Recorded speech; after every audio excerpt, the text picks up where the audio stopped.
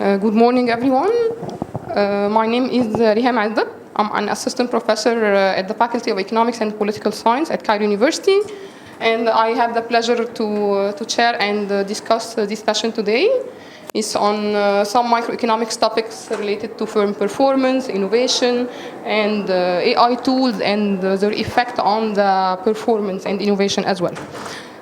So we'll start. We have 90 minutes as a whole, so each presenter will have 15 minutes, followed by 10 minutes of discussion, and the last 5 minutes will be questions from the audience or questions from the floor. Okay. So we will start the first paper. It's on startup performance, evidence from Tunisia, presented by Achraf Khallouli and Rim Mouelhi. Okay. Thank you. Let's start. You have to. Hi everyone, I'm Achraf Khallouli. I currently serve as an investment associate at Flat6 Labs, which is a venture capital firm. I'm also a researcher at the University of MENA. And today I'm accompanied by my professor, Rim Mouelhi, a full professor at the University of MENA. So first things first, the topic of this paper is about startups' performance. So we'll try to explain startups' performance with a couple of variables that are related to the entrepreneur and to the business itself. I think there is an issue with the screen.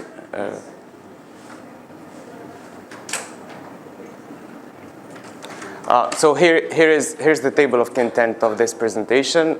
So first of all, we're gonna introduce the research question, present some literature review, then dig deeper into the empirical evidence that we drew from our data provided by Flat6 Labs, and then conclude. So as you know, startups have become a driving force behind economic growth. Actually, more than $6 trillion have been created in economic value thanks to startups in 2022. The research question I just referred to is part of a whole paradigm shift within the scientific study of venture capital. So we're moving from a heuristics-based paradigm where VCs use mainly heuristics, their learnings, rules of thumb, to make investment decisions, to a new paradigm where data is used and evidence is drawn from the data to make investment decisions.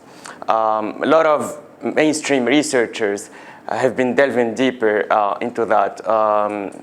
Mainly Gompers from Harvard University. He did a whole survey of venture capitalists and which decision-making mechanisms they are currently using. Another issue is what's performance? Which are the proxies we should use for startups' performance? And in this study, we use four proxies. First, the change in revenue, external investment, 2-year survival, and VC team assessment, and I will delve deeper into these 4 proxies later. Also, startups' performance really depends on perspective.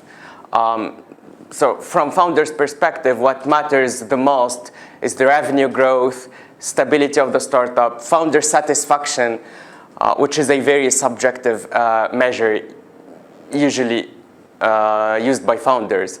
There is also the government perspective, which is mainly centered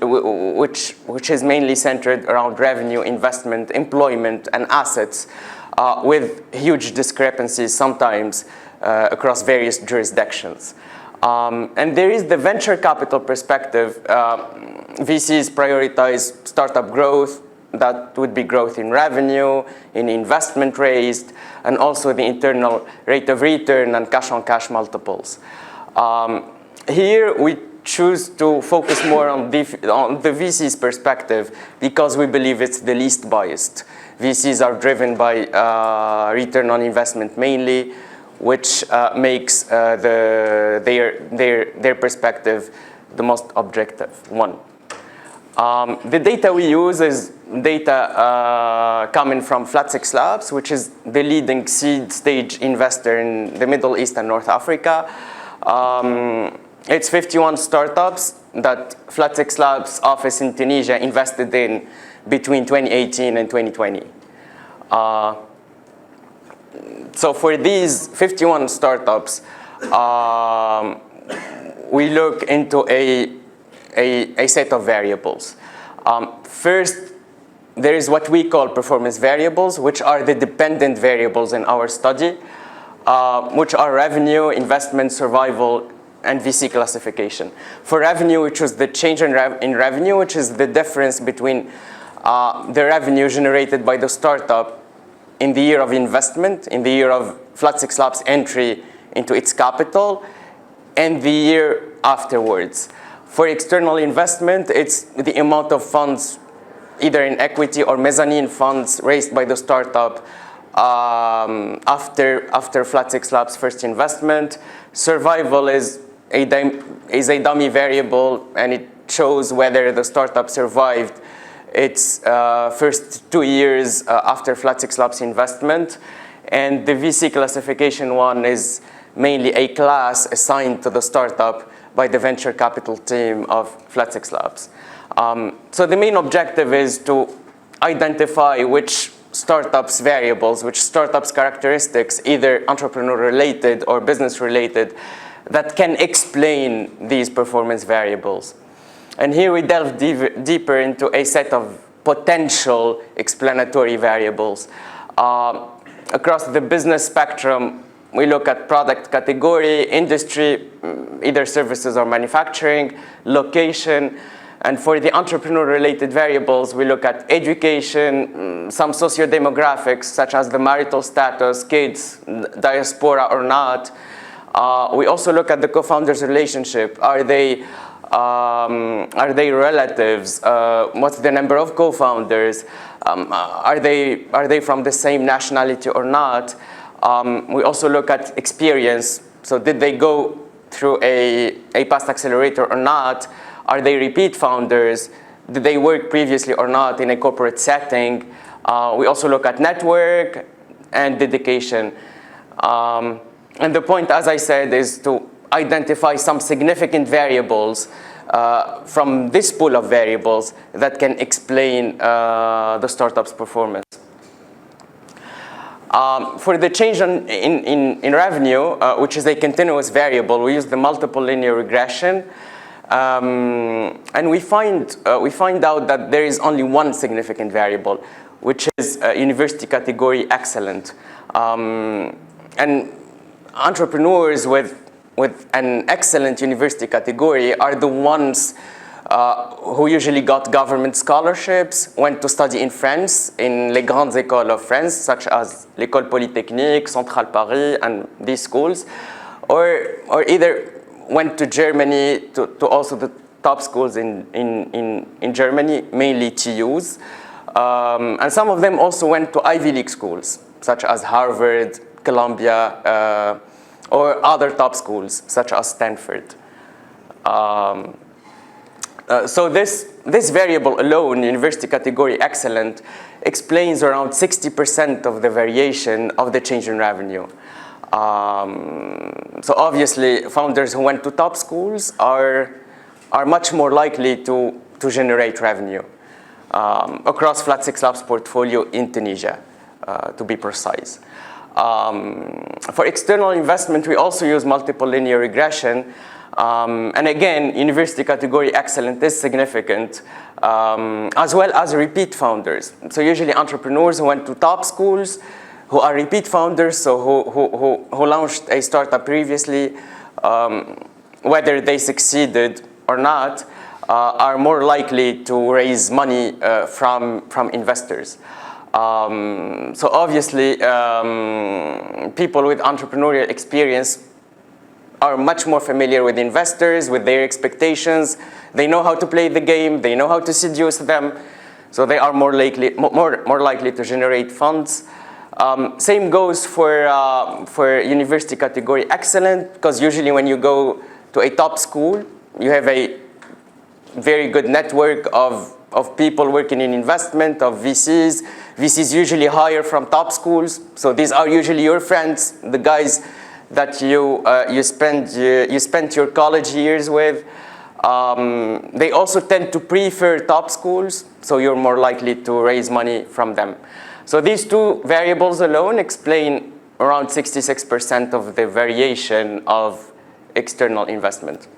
For 2-year survival, so this is a dummy variable. Takes one for entrepreneurs that survived their first 2 years after flat 6 labs investment. Takes 0 if they did not. So we use the binomial logistic regression. We use McFadden's R-squared, which is a proxy for R-squared, but specific to the paradigm of generalized linear models. And as we can see, the variable full activity explains around 32% of the variation of the 2-year survival variable. In other words, entrepreneurs who are full-time on their ventures are much more likely to survive their first 2 years after flat 6 labs investment. Of course, flat 6 labs does not always know whether the entrepreneur is really full-time on his venture or not. A lot of entrepreneurs come from affluent backgrounds. They have their own family offices, their own assets to manage. So most of the time, they keep doing that. They keep managing that, but without telling flat 6 labs. And it's not, it's usually after like a few months, sometimes years, that flat 6 labs investment team discovers that these entrepreneurs are not full-time on their ventures. For the investment team classification, we use the proportional odds ordinal logistic regression because it's actually a set of classes.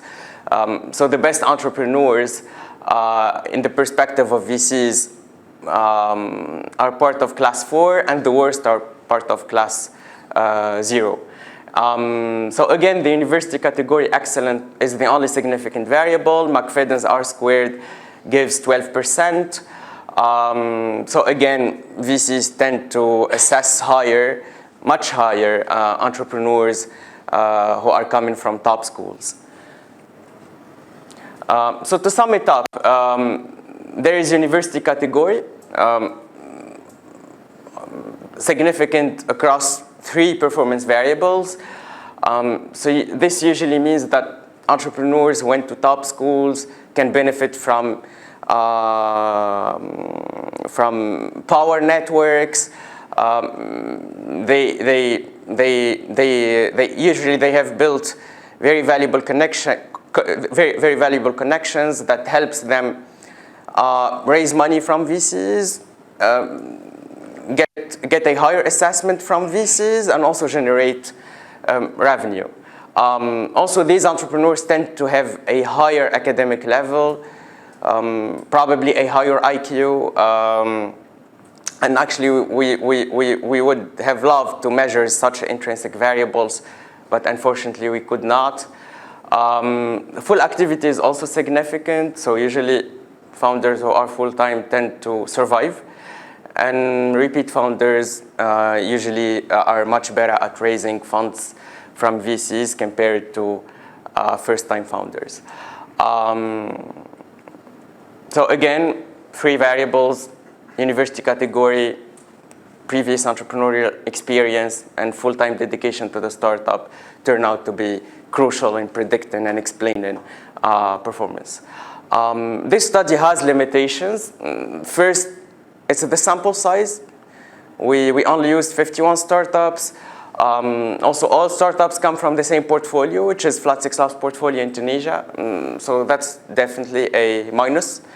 Also, the time span of variables, because for the change in revenue and external investment, also survival, we only look at the first 2 years after flat 6 labs investment. We could not do more because the whole VC thing is quite recent in the Middle East and North Africa, and especially Tunisia, I would say. Also, we did not use intrinsic variables, so variables like IQ, for example, variables that we could measure ourselves, like put entrepreneurs like into tests and measure. These variables are preferred in the realm of scientific research, but that was not feasible in this study. Despite limitations, we have valuable insights, I believe. We have an access to data, that's venture capital, real, actual data, a lot of variables,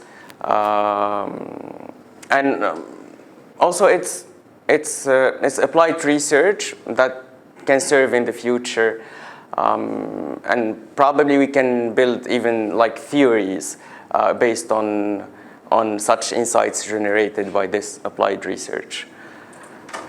That's mainly it. Eager to know your feedback, recommendations, and questions. Thank you so much.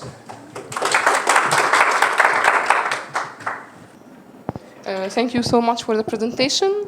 I'll be brief on the discussion. First of all, you are investigating the impact of some characteristics of startup, mainly founder characteristics and business-related characteristics on the performance. The data is a rich data. It's very good that you could get such data. It's a portfolio of 51 startups in Tunisia, VC firm. Mainly you measure performance by revenue, raise funds, survivals, and so on, as you have explained in the presentation. And your main conclusion highlights the importance of such factor on the startup in predicting performance. As a general overview, the paper addressed a topic of growing policy. It's an important topic. It's a research interest in entrepreneurial ecosystem, mainly in MENA region. And you rely on a unique access to VC data in Tunisia. So it's a rich data that you should exploit. I have some comment and suggestion mainly concerning the model and the data. So it's a small sample size as you cited the limitation.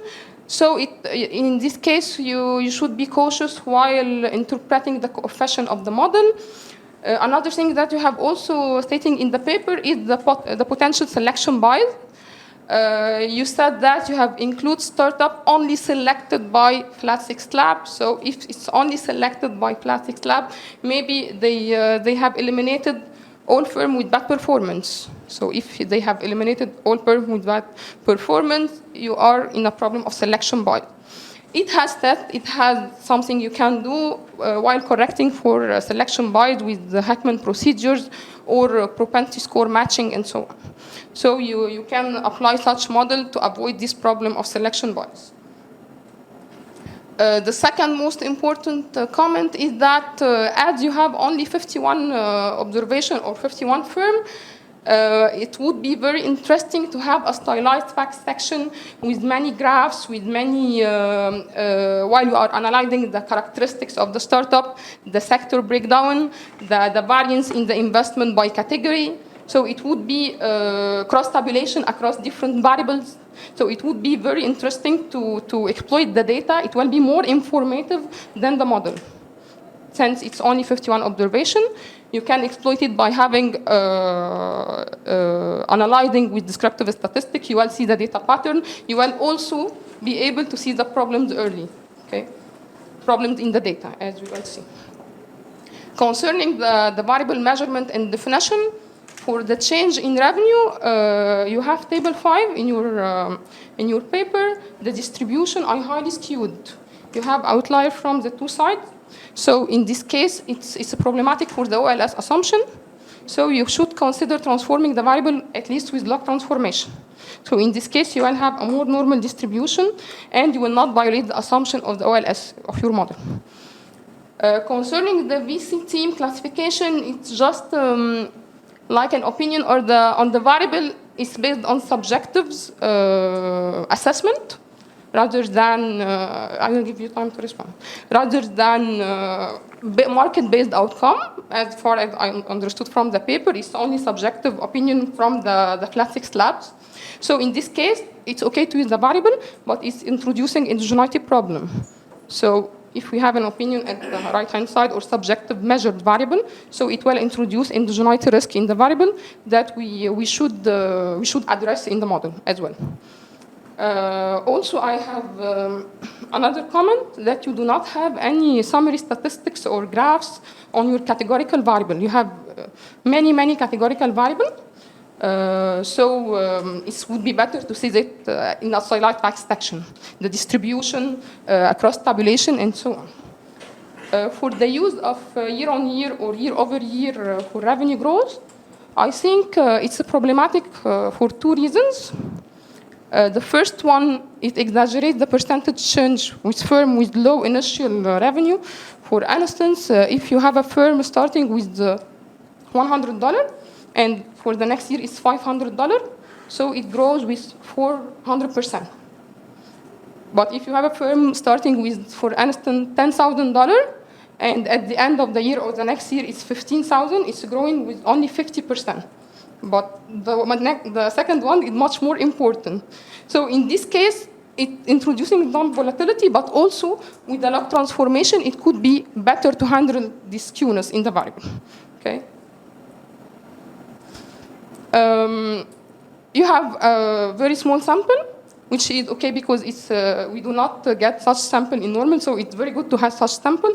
But the problem that we cannot use too many variables in the same model with only 51 observation, because you have up to 12 variables. It's a rule of thumb to use when we have 10, 15 observation, you have one variable per 15 observation. So if you have 50, we cannot have 12 variables. That's a problem. So it's better to reduce the model by selecting some variable and so on by different econometrics techniques. And the second problem,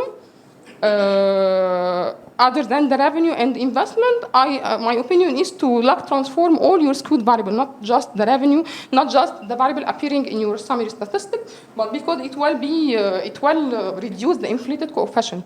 Because sometimes you have coefficient with 10 or 20, so they are inflated due to that you did not make log transformation. So with log transformation, you will reduce this inflation of coefficients. For instance, some variables have huge standard error in the table. When you have huge standard error, this suggests that you have few observations in this category. For instance, for university, and this is very critical because you make some comment and policy implication on this variable. For the university, you have only 3 for the number of startups, you have only 1 to 3, a value of 1 of university, if I'm not mistaken. So in this case, it will be a problem in your interpretation. Okay, and we'll talk more about this university variable again. Another issue is that you have a model with 10 variables for instance, but only 1 is significant. So in this case, it raises serious concern about the reliability of the model. So, and the R square is high, but it will be always high because we have 12 variables over 50 observation. As long as you are adding variable, even if the variable had no relation with your Y, the R square will increase. So in this case, we cannot rely on the R square and make interpretation for the model, although most of the variables are not significant. So that's critical. And for this reason, we cannot make causality claims, or we cannot have policy implication related to such variable.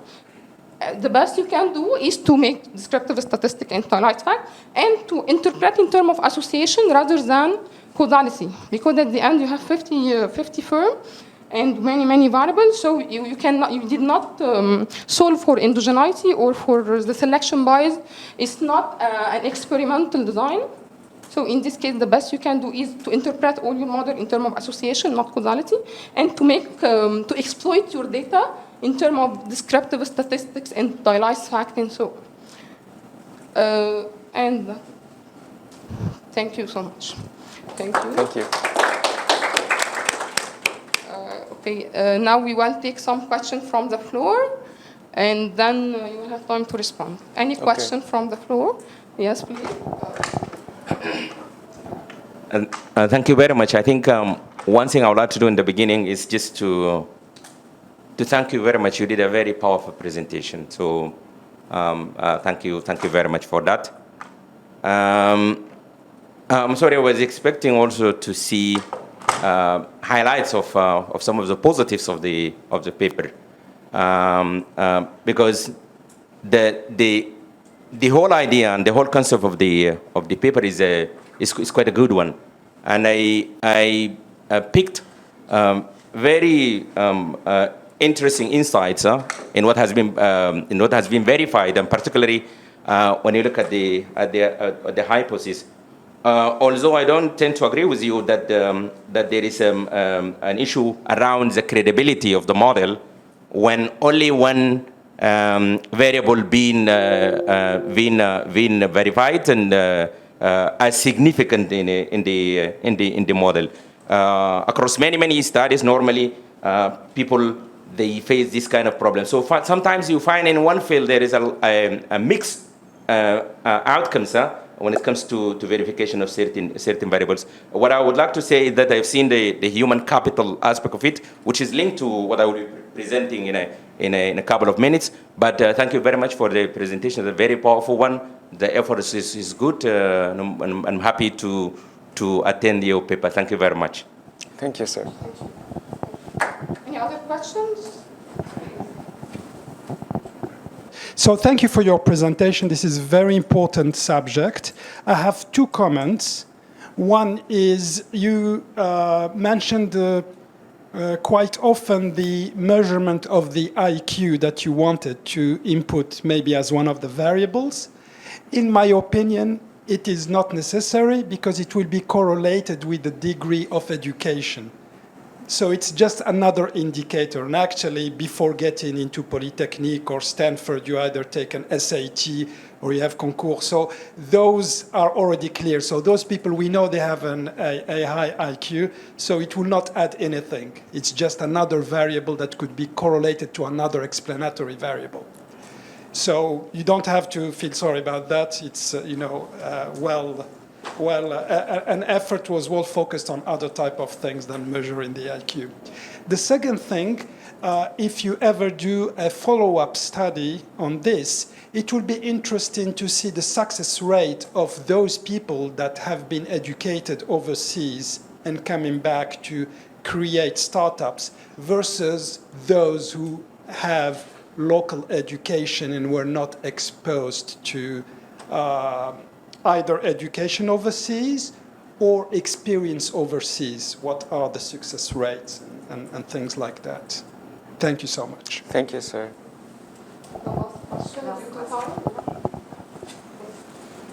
Hello. Thank you for the very nice paper. And for me, what's very important is that it bridges. It's important for academic as well as for professional. My question is, what is the criteria for survivor?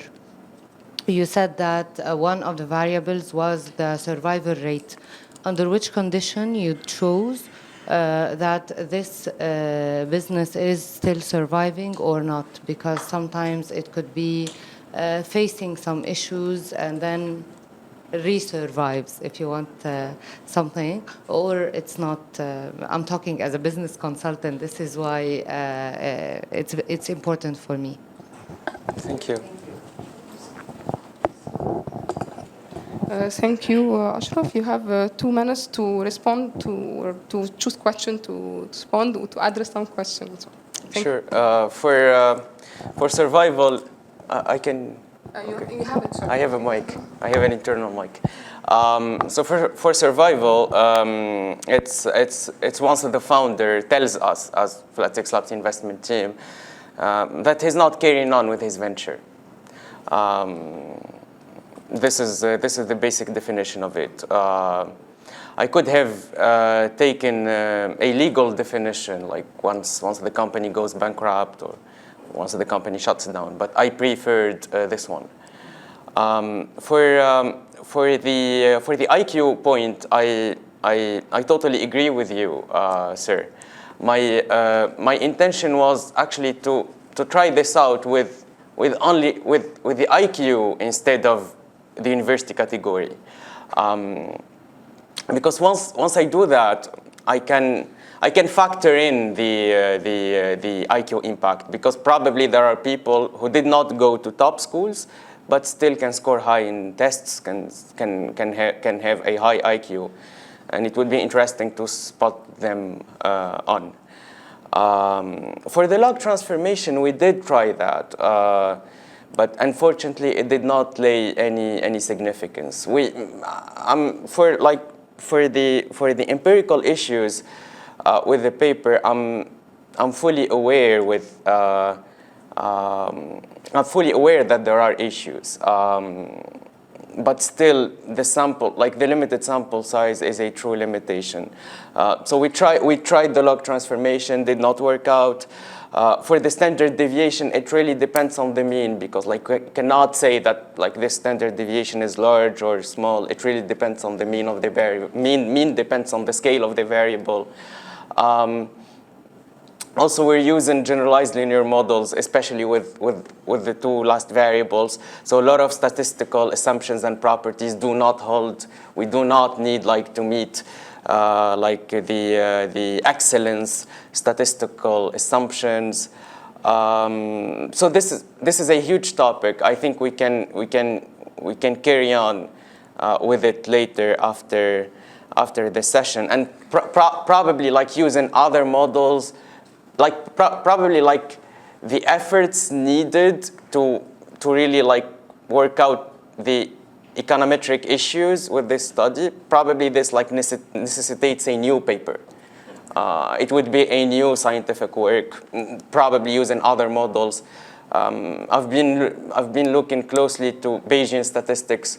Probably this is the best approach to for this limited sample size. Briefly, this is an avenue for future research, I believe. Thank you. Thank you so much. Thank you for the insightful presentation. Thank you so much. Thank you. The next presenter is Mohamed Elsayed and Munira Abdalla.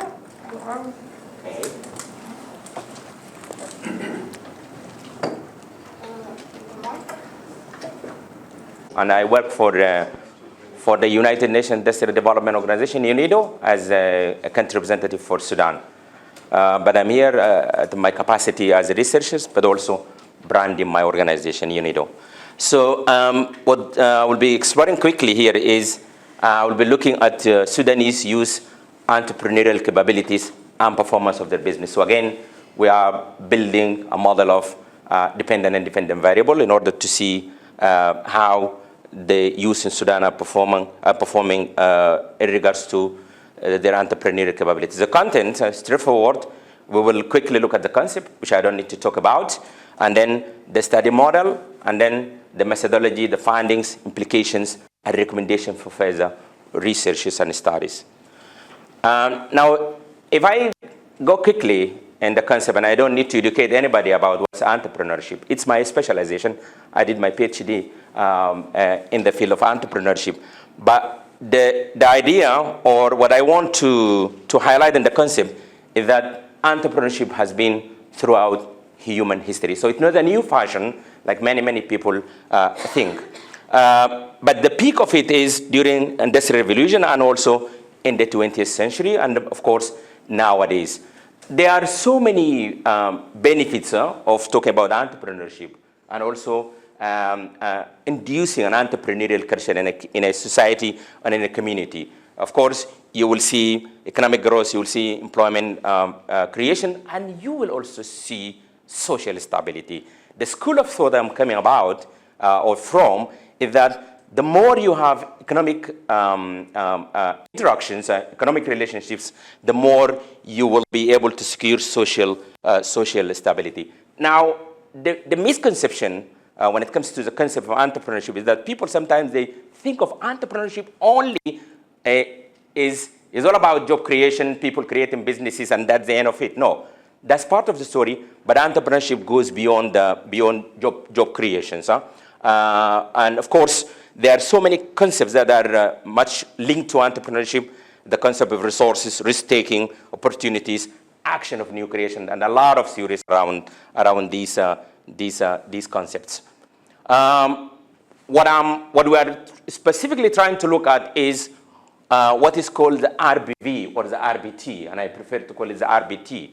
It's a resource-based view, but it's better to call it resource-based theory because it's no longer a view.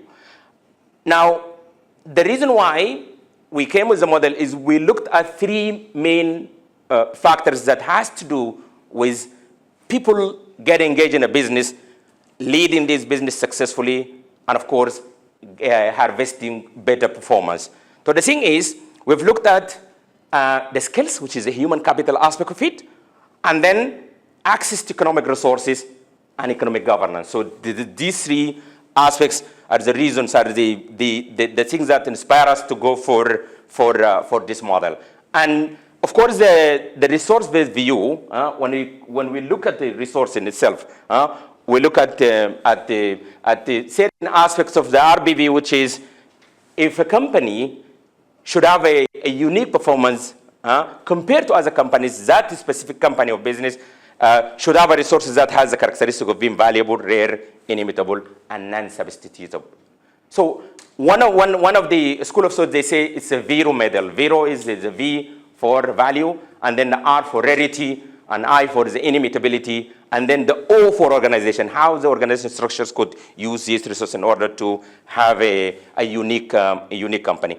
There are a lot of resources around, or theories around the resources, but our concentration is on the RBV or RBT, and we will concentrate on the tangibles and the intangibles, as we will see while progressing in the study. This is a model, straightforward, 3 independent variables and 1 dependent variable. This is a question, and we have taken Kassala state. Sudan is composed of 18 states, and the research is conducted in an area in places where we call them, for the time being, because of the conflict, we call them the safe location, the safe state. So we have looked at resources of the business, and then the business owner skills and previous skills of the business owner or the entrepreneurs, and how these variables explain the performance of the business. Now, if I move to the research methods of methodology, of course, is a cross-sectional research, and because we are taking snapshot, and the strategy is a case study. Of course, for the performance, we've taken 2023, 2024 as the time frame for analyzing the performance of the business. And here I'm talking about the dependent variable.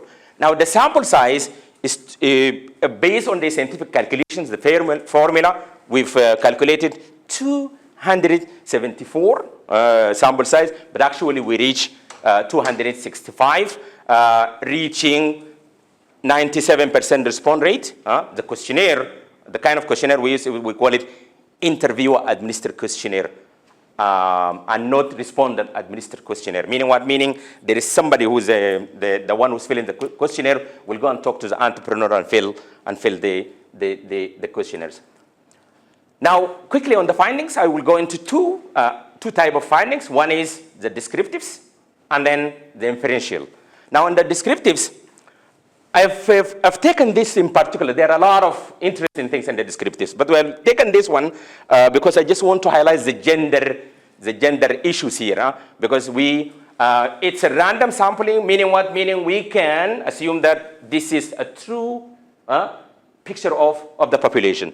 So 83% male and 17% females, and of course there are implications of why this is the situation. I will talk about it in the implications. So in the inferentials, I'll go quickly also. We use a multiple regression, but we were very careful in the beginning to analyze the effect of the control variable. So we've tried to single out some variables like business age, the gender of the business owner, and also the sector of the business. So we have highlighted number of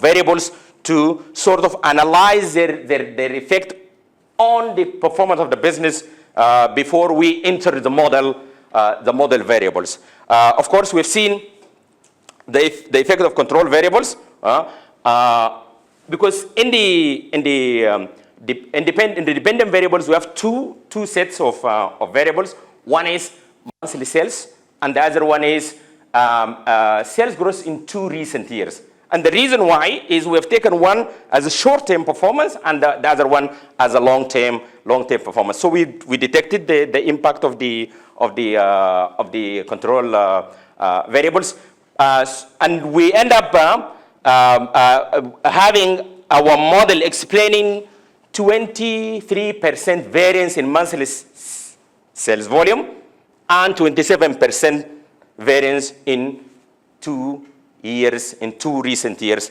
annual sales growth. So this is the conclusion we reach. Now, to make it a bit more clear, we have seen the significance of business financial resources. You see the beta. And we have seen also the business geographical location, and we have also significance of organizational skills and experience and familiarity in current business. And it's interesting also, these findings are in line with many findings of researchers in the area, not particularly in the category of the youth, but in the category of small businesses. If you look at this one, you will see a combination of what we call the tangibles and the intangibles in terms of resources. Organizational skills, these are the intangibles, but you look at the financial resources, including the equipment, and the machineries in the business could also be at the category of the tangibles. Geographic location could have the characteristics of both. Experience, of course, this is straightforward. Now, this is this is how you see the distribution. This is the regression line. The regression line is a pretty linear and pretty beautiful bell shape. Now, this is the model when we look at biennial business sales growth. So again, we've seen cost control, forecasting skills, innovation in business, and familiarity. The observation here, when you look at the first one, when we try to look at the impact of the 3 independent variables on the short-term dependent variables, we've seen the effect of the tangibles. But when we run the test with the long-term dependent variables, we've seen a lot of aspects related to intangibles on the one hand, and things that could only be achieved in the long term, like forecasting skills. So it's again logical in the analysis. Again, this is how the data looks like. How do you measure forecasting skills? What kind of variable is this sort? For forecasting skills, this is part of the Likert scale. But can I finish the presentation and then we go for the question and answers? Yeah.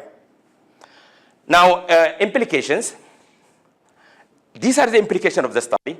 We looked at subject matter implications, economic implications, social implications, demographic implications, and business in crisis and post-crisis implications. So if we go quickly, in terms of economic implications, we've seen the importance of economic resources and how these economic resources are important in influencing business performance. Now, one important thing is the tangibles and the intangible I talked about. So we've seen the importance of the intangibles, and this is linked to capacity development and human capital aspect, which my colleague also talked about in his own presentation. Now, in the economic implications, we have seen the importance of a small business, and of course, everybody knows the importance of a small business in terms of employment generation and contribution to GDP. So again, any research in the area of a small business is really a great contribution to the economy. The social implication, the issue of youth entrepreneurship, and the importance of building the capacity of the youth so that they could go into creating a business, developing that business, and then having a business growth in the medium and long term. what is important here, particularly social implications, when I talk about youth entrepreneurship, is that it's not only in the case of Sudan, it's in the case of many, many countries. If you don't have proper policies to engage youth in doing jobs and business, then somebody else will take them from you, meaning it will end up to be a serious national security issue. Because of the bad practices, there are so many issues and aspects around the youth. Okay, thank you. Demographic implications. Interestingly, after the conflict, we've seen a lot of changes in the demographic features of Sudan, and we've seen also changes in the markets. Because traditionally we used to have big markets in certain locations, but now markets are being taken to residential areas, and in many residential areas, markets are being created. Of course, crisis and post-crisis. One important aspect I would like to bring here is the fact that we eliminated number of employees as a dependent variable, which is quite common in the literature, because in the pilot study we did, we observed the fact that many small businesses, they laid off their employees, so that will not be a true reflection of what we want. Just one last point, which is a recommendation for future research. We've seen the importance of resources through the lenses of the RBT or RVV, as you wish. Now, what we think is we've seen the gender gaps in the study itself and the descriptives. So what we want to do is we want to launch a research for women. And our idea is that we want to look at, and this is a bit different because it will have a mediator variable. So we are trying to look at the push and the pull factors that lead the Sudanese women to start a business, whether it's a push factor or a pull factor, and what is the impact of this on entrepreneurial intention and eventually on the performance of those women. This will be an area of a future research. I will stop here and thank you very much. Thank you very much for the presentation. So the main research question is about relationship between entrepreneurs' individual capabilities, including skills, resources. You have presented it very good, so I'll not repeat it again. And the data was collected from 265 entrepreneurs. The general overview is a timely and regionally relevant topic. It's a very important topic because also you have collected data during conflict, so it's challenging. So you have really a very important data set, a good number of observation. It's capturing also multi-dimensional variable and multi-dimensional contract, including resources, skills on many dimensions. So it's really an interesting data set and very important topic. I'll have some comment on regressions and variables also. Yep. The first comment concerned the model you have used. You have used multiple linear regression. The idea that what I have understood from the paper, you have your dependent variable as categorical. So it varies from 1 to 4 for monthly sales. For sales growth, it varies from 1 to 10. For growth in income, it's from 1 to 3. So it's rather, you should have used other models than the OLS, because OLS is just for continuous variable. Maybe you can use ordered logit or multinomial logit if it's not ordered if it's an ordered variable, or probit if it's just 0 and 1. But the OLS regression could not fit with this type of data. The second comment, you have mentioned the number of employees in your paper, but it's not used later on in the regression.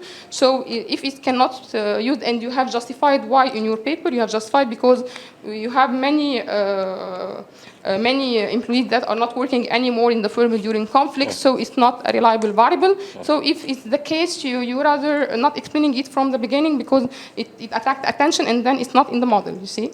So it's rather not making a focus on number of employees from the beginning in your paper. Also for your table, you have 9 variable for 260 observation, which is acceptable. But in this case, you have to run some multicollinearity test because it's highly expected that, that some variables will be correlated together. And if they are correlated, you will not have good coefficient or acceptable coefficients. Another important thing that you did not present in your presentation is the composite index, which is a very interesting part in your paper. It's a contribution of your paper when you have constructed many composite scores per indicator. For instance, for the business indicator, you have collected all the 9 or 7 variables in only one index and so on, but you did not present this today. So you have constructed index, and it would be very interesting to use it in the model rather than using separate variable. You can have both of them, but it also would be interesting to use just the composite index per indicator instead of having 9 variable per regression, you see. Both of them are okay, but it's also important to add it in the regression because you explained it a lot in the beginning and you have constructed it with many tests and econometrics tests, but then for the model you did not use it. So you should have used it in the model. I agree with you that for some construct like the resources, you cannot use it because the tests say it has weak internal consistency. But in this case, you cannot use the resources, but you can use for the skills and experience. And also for resources, you can drop some poor performing items and repeat the index again. So you can at the end have an index also for resources. For skills and experience, it has acceptable reliability, so can be used in the model as well. We have some tables with exactly same coefficient and t-values, although we have different dependent variables, so I think it's maybe could be copy-paste errors. I'm not sure about this, but exactly same items. So. One problem in the interpretation is that sometimes in the paper you interpret insignificant coefficient. And the problem that insignificant coefficient means we do not have finding. So we cannot say that this variable would contribute to the increase in skills or experience or revenue. So insignificant coefficient cannot be interpreted in the paper, or the sign of them, or the sign of some insignificant coefficients. If most of your variable, because we have some tables with no significant at all variable, but the R square is good, but if no variable is significant, we should reflect on data limitation and model validity. Maybe this would not be the case with the composite index if you try to use the composite index instead of the different variables. And for sure, you said that it's a snapshot cross-sectional data. If it's a snapshot cross-sectional data, we cannot make causality claims, or we cannot say it's a code relationship or code effect relationship, since we did not go further in the model with ingenuity, and it's not a panel data with different point in years, so we cannot make causality interpretation. Also, one comment on hypothesis testing. You have validated the hypothesis, but my point of view that we cannot validate the whole hypothesis. For instance, on the resources, if you have 9 variables for resources, only 3 are significant, so we cannot validate the whole hypothesis.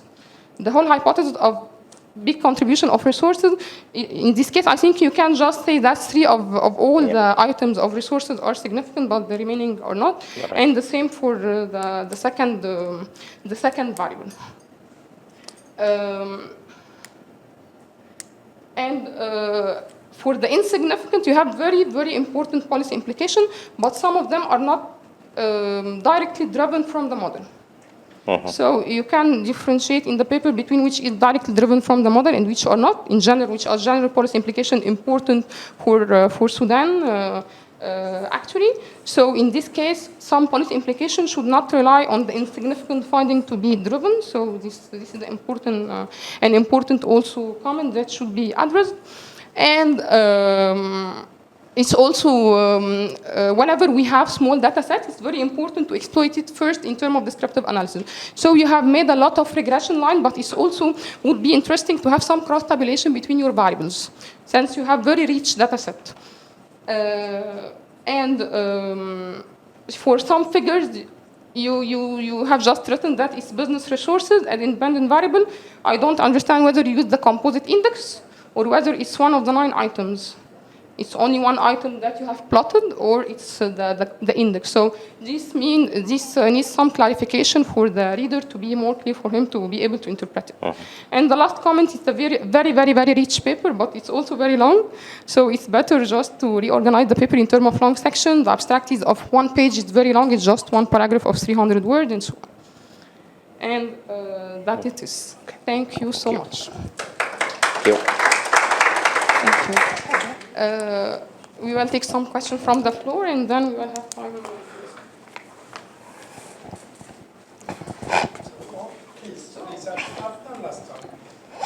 Just quickly, I have just a question about your sample. It's for the recording. I have a question about your sample. You said that your data are randomly selected.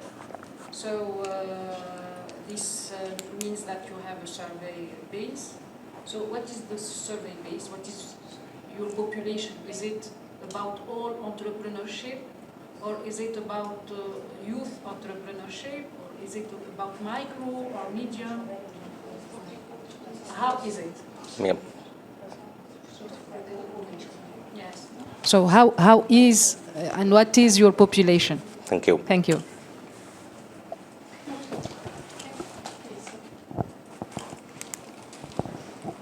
Thank you, Doctor, for your excellent presentation and paper. I have a question regarding your hypothesis, not the one you put in the paper, but what is your hypothesis regarding the low female representation in the sample? What do you think is happening? I'm curious to know, to understand that. Thank you. Okay, thank you. Thanks. Thank you both.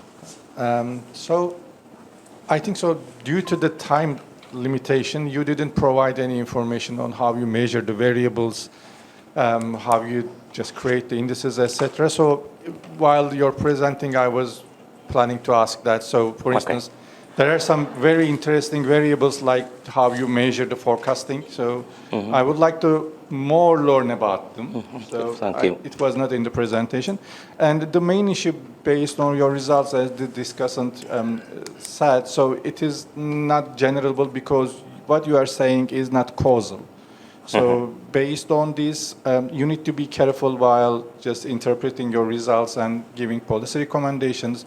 For instance, if the firm sales growth is high, you know, they will be having more tangible capital, right? So they will be investing money. So I think so interpretation is really important. Thank you. Thank you.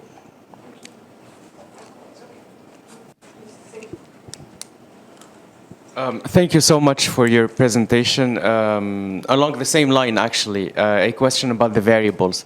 So when it comes to variables such as sales, for example, are they all like self-reported by the entrepreneurs, or were they like verified and challenged against financial statements, for example, or tax filings, or whatever?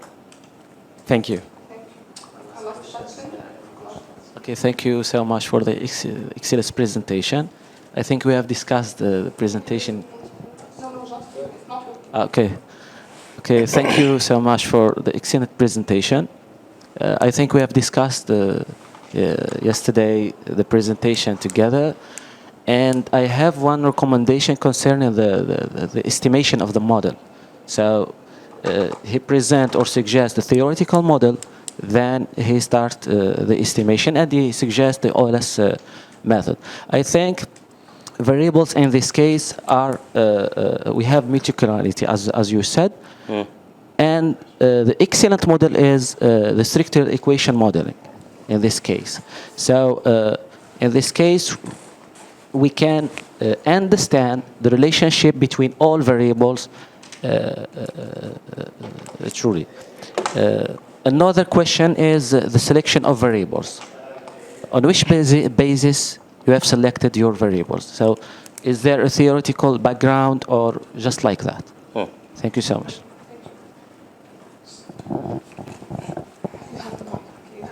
chances to respond. Oh, yes, okay. Perhaps we select some questions. You made my life easy. Okay, thank you very much. I think on the sample, we got how do they call it, registry of the youth entrepreneurs.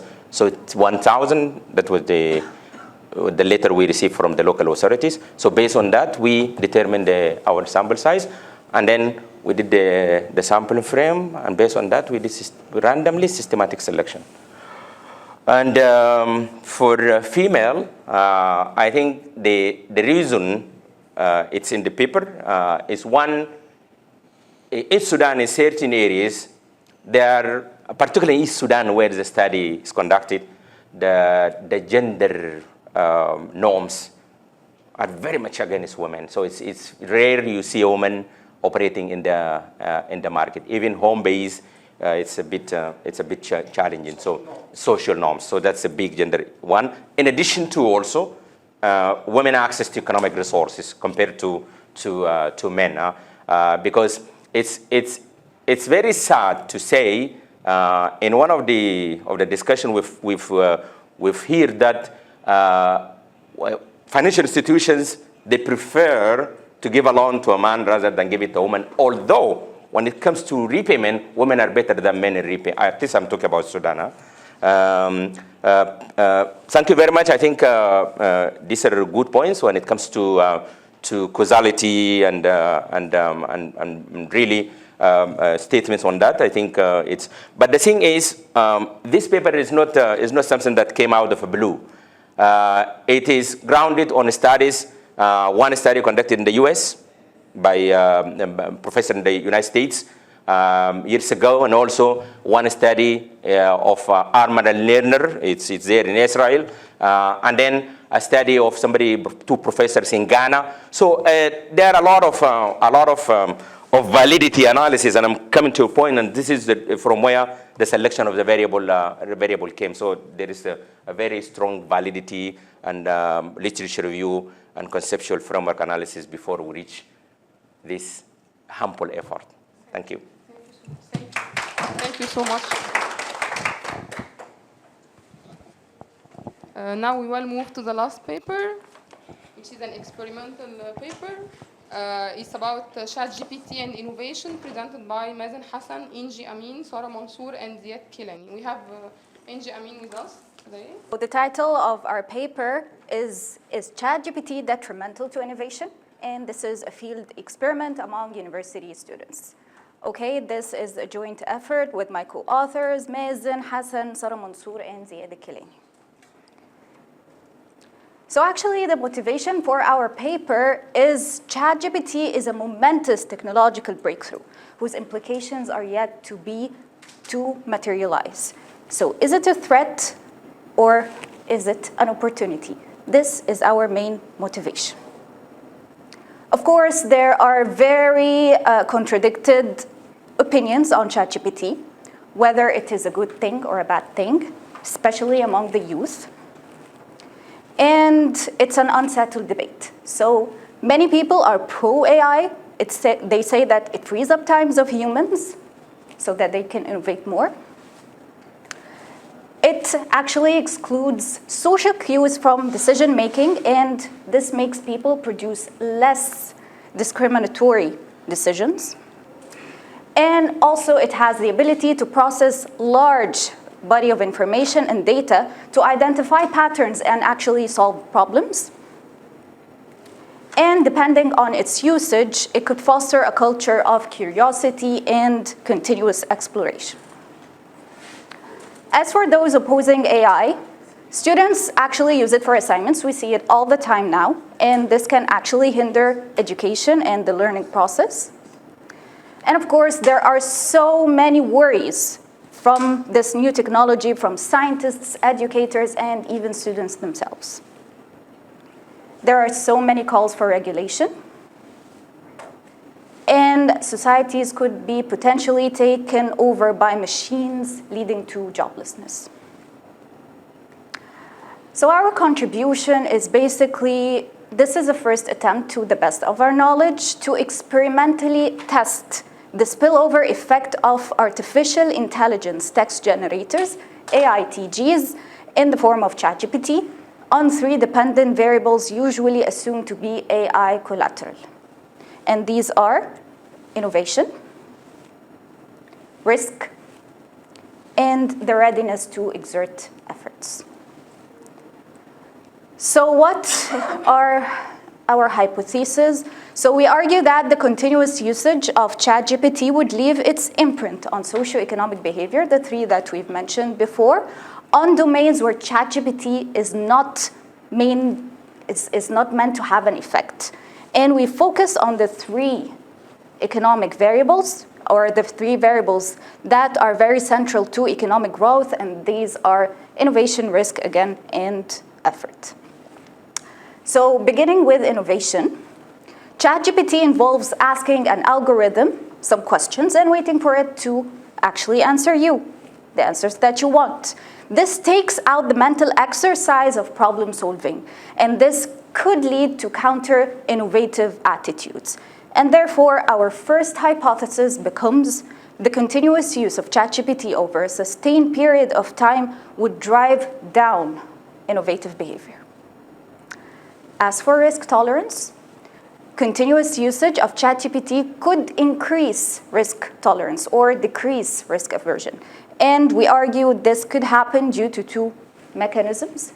The first one is that it creates a moral hazard context. So actually, the costless experimentation of asking that chatbot as many questions as you want until it answers you will likely prime users with a sense of insurance and allowing for endless experimentation. The second mechanism is that it creates a human-machine environment. When we're dealing with machines, it's very different when we're dealing with other human beings. So actually, we could become less emotional when we're dealing with machines, less concerned with the social rules of conduct than with other human beings.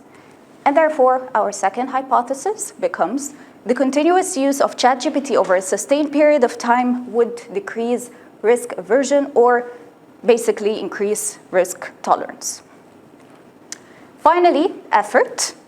With technologies in general aiming at making a machine replace some human effort, for example, like using voice messages instead of typing our messages, and face or voice recognition instead of actually remembering a PIN code or something like that, it increases the reliance on these technologies. And this is likely to decrease our perception of the amount of effort required from us, and thus leading to some sort of complacency. And therefore, our final hypothesis becomes the continuous use of ChatGPT over a sustained period of time would decrease the level of effort one exerts to complete a certain task. These are our 3 hypotheses. Moving on to our experimental design. So actually, to test these 3 hypotheses, we use an experimental design. It's a hybrid experimental design. We combine both a field component and a lab component. We recruit 94 students from Cairo University, and we use our subjects as university students because they are expected to actually be the primary engines for innovation. Okay, they develop novel ideas. They're the ones that debate the big questions. They are the ones that actually are the future. Okay, and our second reason for using university students as our subjects is that the potential negative effect of ChatGPT or AITGs in general on university students is among the first worries of this technology. So our field component, again, we have a field component and we have a lab component. For our field component, over 1 month during the semester, subjects were asked to submit 3 graded essay questions. We had the treatment group and the control group. In the treatment group, they were asked to actually do or write the essays using the help of ChatGPT. For the control group, ChatGPT option was neither mentioned nor allowed. Now, there is a very critical component here, that this experiment or this field component was done in May 2023, before accessibility to ChatGPT was allowed in Egypt. So students did not have access to ChatGPT normally in Egypt. We had to create the account from another country and give them the username and password. So we can't actually replicate this experiment anymore.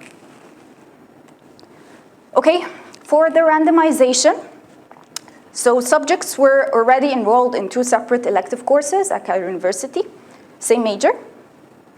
And we use the courses as our units of randomization. So we're randomly assigned one group to the control and one group to the treatment. And in order to check for our randomization, we actually did some tests, and we found out that both groups were not significantly different on background variables such as age, such as gender, and other socioeconomic variables.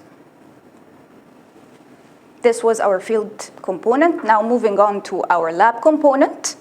1 week after all assignments were submitted, the 2 groups were asked to take part in a lab experiment where they were asked to play 3 games measuring the 3 variables that we talked about. An innovation game, a risk game, and an effort task. So for the innovation game, it was actually something called the lemonade stand innovation game. And it is a hypothetical lemonade stand, and you will have to change variables in order to reach the highest profit.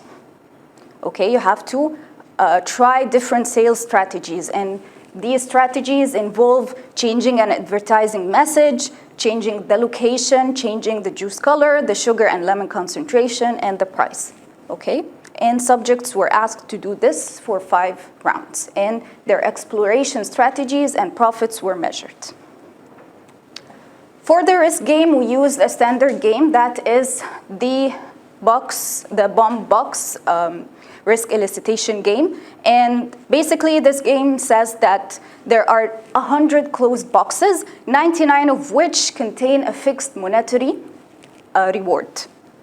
And 1 box randomly contains a bomb. And if you opened the box with the bomb, they do not know which box contains the bomb. This deletes all of the monetary gains achieved thus far. Okay, and the game starts, and a box gets opened at every second, and the participant has to choose when to click on stop.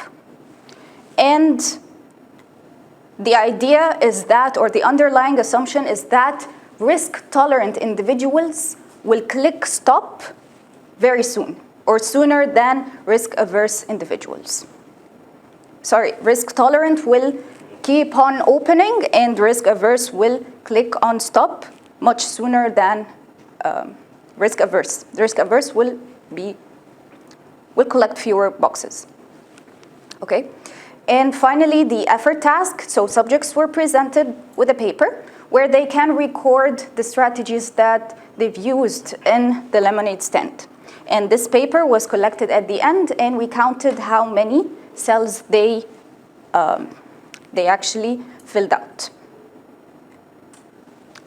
So basically, these are some descriptives. We will find that for our control and for our treatment, the variables are actually similar or not significantly different. So the balance tests conducted to compare the demographic composition of the control and treatment group revealed no randomization failures.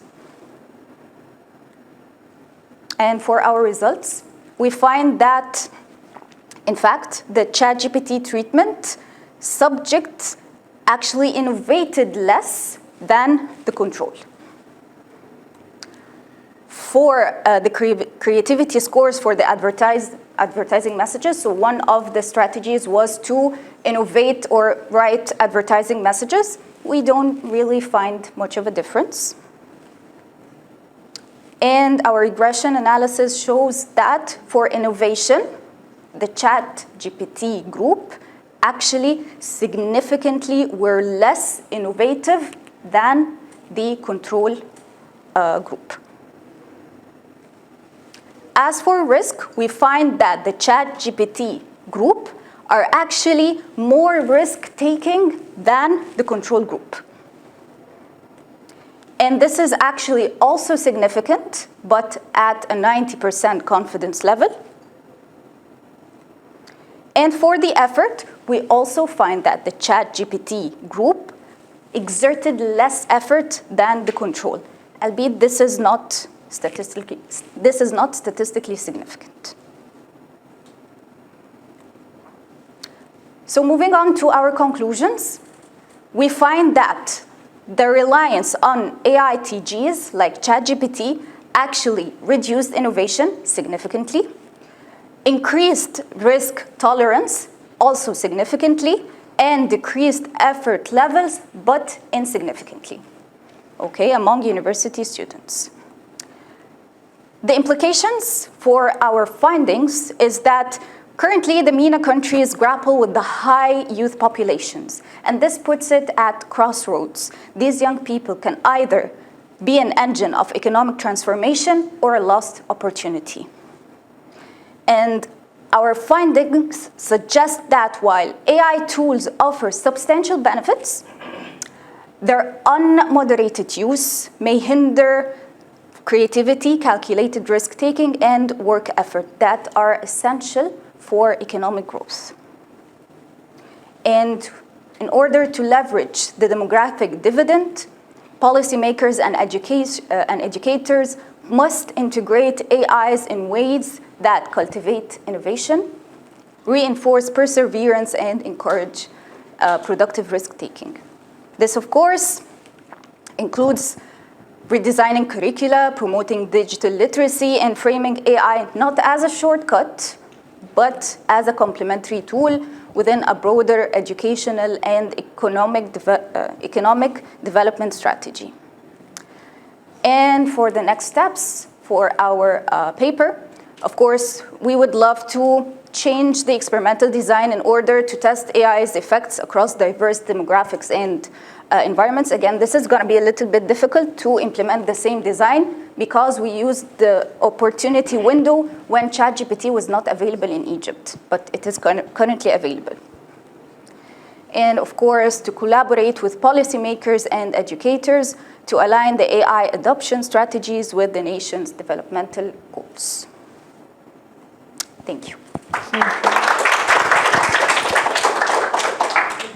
Thank you so much for the very interesting presentation and a very interesting topic, and also a timely topic because we face this problem every day at universities when we got an assignment and we have to check whether it's a ChatGPT driven or not. So it's really an important, very important and relevant topic. Also, it's a well-designed randomized field experiment with pre-registration, which validates your model, validates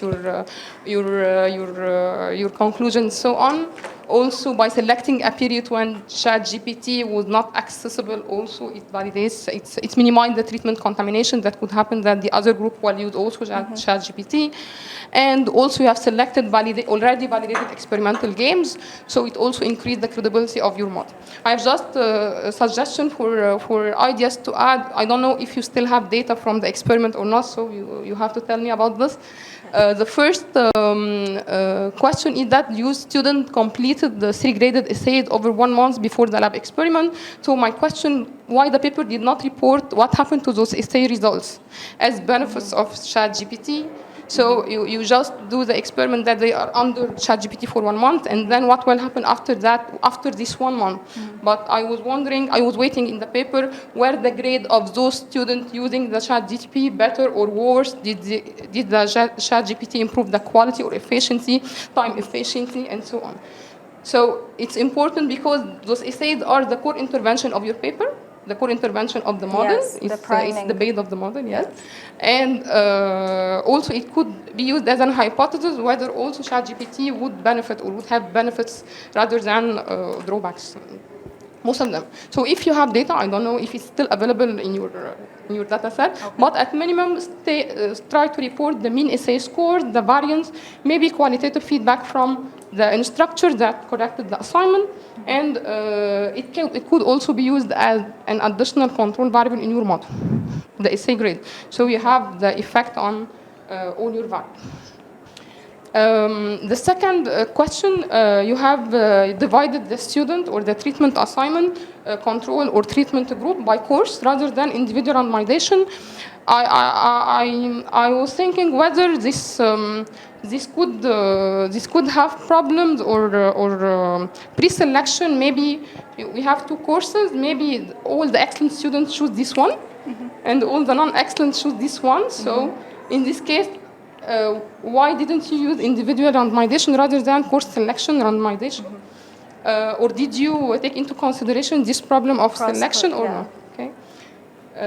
Also, you have chosen a social science student, political science student, no? Social computing student. So the findings are very important, but I don't know whether this could be generalized, yes or no. But that's for any experiment. But when I will drive conclusion, I'll be cautious. So, that's just for social science student, social computing student. For variable measurement, innovation is only for one dimension, which is for sure okay, it's for problem solving, but I will just interpret it only for this dimension. I will not generalize for innovation. For the effort, you have a sheet where if I have an idea, I have to write it. And you have written in the paper a very interesting point that I don't give them incentive to write. So if you write, you will not take a bonus. If you don't try, so if you told them don't try, please, you see. So the idea is that it could be subject to measurement error. Maybe me as a student, I don't prefer to write everything. I rely on my memory. So I don't know whether it's really too many points that I have to write or not. If those are too many points, yes, it could be relevant for effort, but maybe I'm the student who prefer to rely on memory and not writing everything. So just you should take this into consideration. And also, if record exists for the experiment, maybe an effort would be the tracking time per decision, depending on the data you have for the experiment. For the effort, what type of model did you use? The descriptive or the statistic analysis, in my opinion, are sufficient, but you did not give much information about models, which means you did not say that's an OLS model, that's a logit model, that you have just the table of the model without saying which type of model did you use in each case. For the risk behavior, it's a binary, 1 or 0, and the question you have for the risk behavior, why 33 boxes in the threshold, which means you are one risk lover if more than 33 boxes are open. The 33 are why, or is it from the experiment already registered? I don't know why 33, why not 50%? Okay. So if you have an idea about this, and the question also, what type of model? Okay. Because as far as I understood from the paper, you did not mention it, but it's from the tables. I think it's a pooled OLS regression. Yes. In this case, we have to, you should take into consideration 2 points. The first one, when you take innovation, you have 90 students. For each student, he has 7 rounds. Yes, we actually clustered he's spacing 7 times. Yeah. So in this case, for the 7 round per participant, it's not independent. Those are not independent round because I'm the same student. Yes. So in this case, you have to use mixed effect model. If that's clustered by if this is the case, you have to choose mixed effect model because I'm the same person with 7 trials. So it's 90 multiplied by 7. For between subject, it's okay to use OLS, and if it's categorical, 0 and 1, you have to use logit, like the case of the risk measurement. The significance level is not higher than 90%, but it's very acceptable in exploratory or experiment data. For the age variable, I'm thinking whether you have to put it in the model or not because it's no variability. You have all students for the same year, so the mean age is 21, the standard deviation is 0.1, so it's from 20 to 22 with very little variation. I was wondering if you should include it from the beginning in the model or not, and it will not have any explanatory power. For ChatGPT, you have the effect of GPT on innovation. And then you have another table where you have the same effect but for two groups. When you are risk averse and when you are not risk averse. So you have two groups to test the effect of GPT. In this case, you find for the risk averse group minus 21 as coefficient, which could make sense because ChatGPT made them much less experimental. But the problem for me is that the risk averse participants are not only, but are 50% of the observations, which are 45 students across seven rounds, so there are about 300 data points. The idea for me, if those are 50%, why the effect jump from -5 to 21? It's really, it's really, and we should think where is the problem. In this case, maybe you have an outlier, because such a jump with inflated coefficient, when you have 50% of the sampling, it requires more investigations. Okay. And why not trying an interaction in the full sample from the beginning rather than dividing the sample in two subsamples? For the urban variable, it has a large positive effect, and you have interpreted in your paper. The problem is that urban participants, you have 2 participants out of 93 that are not urban, so for sure you will have a very, very, very high and positive coefficient. So also you should report it with cautious by saying that it's already 98% of my sampling, so it will have an effect. Finally, when you have reported the number of observations, I don't know whether it's a typo error or I did not understand it well. In the table where you have divided between 2 risk average and non-risk average, we have the same number of observations in both subsamples. I think it might be an error because, yes? Oh, yeah. Because in this case, it may be copy-paste error. The last thing, some variables just need the definition because we just see them in the paper like financial status. Okay. I don't know whether it's categorical or continuous, how to explain it, I mean. And period variable, also I don't understand what do you mean by period variable. And finally, if you have available data from the experiment rather than the essay grade, it would be very beneficial to add it in the model just to see drawbacks and benefit. Maybe other effects like the task speed for those who have used the ChatGPT or efficiency and so on.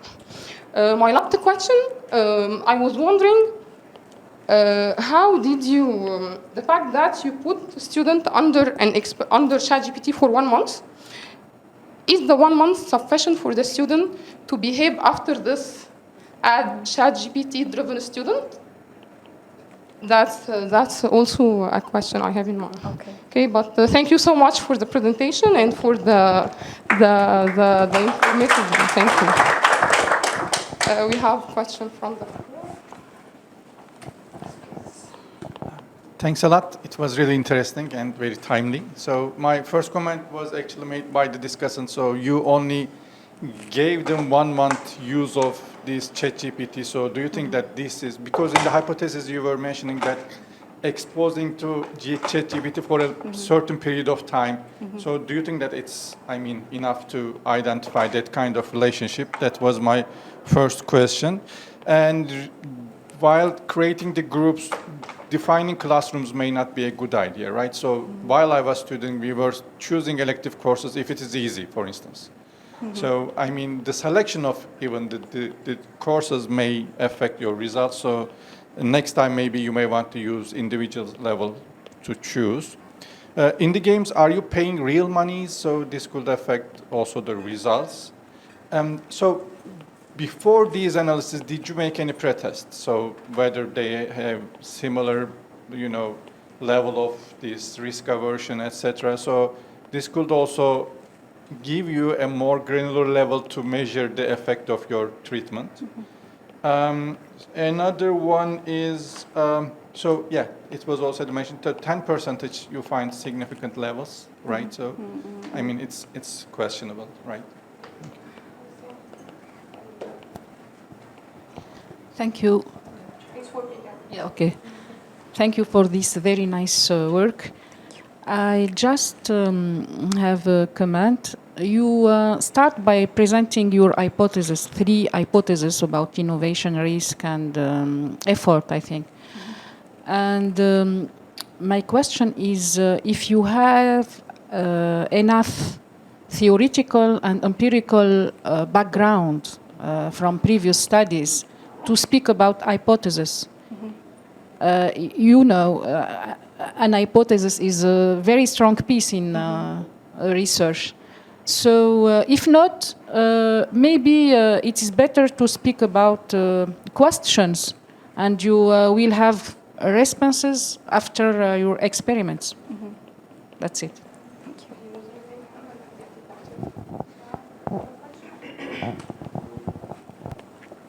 Thank you so much. My question is, so after this, we conclude that, okay, ChatGPT, students who use ChatGPT are less innovative. We could say that. But knowing that the use of AI is a wave that cannot be avoided, especially by the youth. So I think that a future research would be the same experiment, but into the ways these students use ChatGPT. So are there suggestions? Are there development in this work? Are there ideas? I'm kind of curious about this topic. First of all, thank you for the very interesting presentation and the topic itself. It's very interesting, and for the effort done in the experiment. Actually, I have the same comment that was mentioned before regarding the baseline values of the 3 factors: innovation, risk factor, and effort. Yeah, and the effort. It would be very interesting to have like baseline values for these 3, for the control and for the case controls groups.